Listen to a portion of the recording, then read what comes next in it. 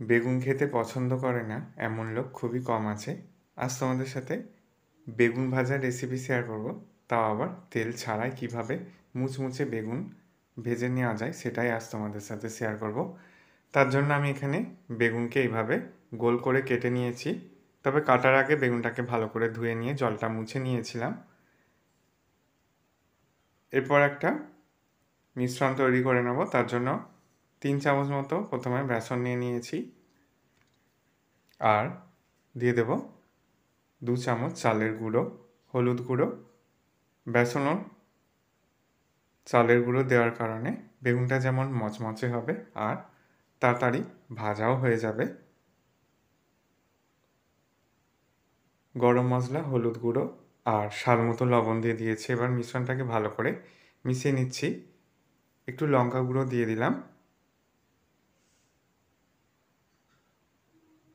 এরপর গোল করে কেটে রাখা বেগুনগুলোর সাথে এই মিশ্রণটাকে ভালো করে দু পিঠি মাখিয়ে নেব।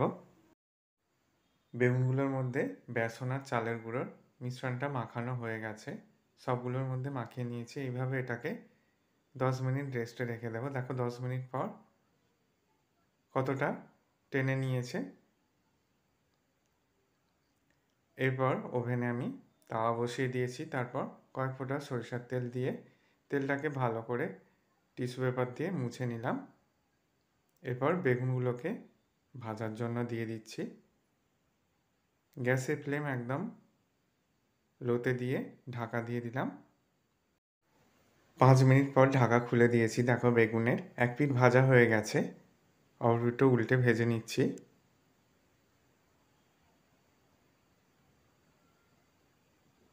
বেগুনগুলো দু পিঠই ভাজা হয়ে গেছে। এবার ওপর থেকে হালকা করে তেল ব্রাশ করে নিলে দেখতেও খুব সুন্দর লাগে আর খেতেও হয় দারুণ। এইভাবে বেগুন ভাজার রেসিপি একবার ট্রাই করে দেখতে পারো। এতে করে যারা বেগুন ভাজা খেতে পছন্দ করে তারা অনায়াসেই খেতে পারবে। এই বেগুন ভাজা খেলে পেটের কোনো রকম সমস্যা হবে না, আর যেহেতু এটা তেল ছাড়া তাই স্বাস্থ্যকরও বটে। একবার বাড়িতে এইভাবে বেগুন ভাজার রেসিপি ট্রাই করে দেখতে পারো, ভীষণই ভালো লাগবে।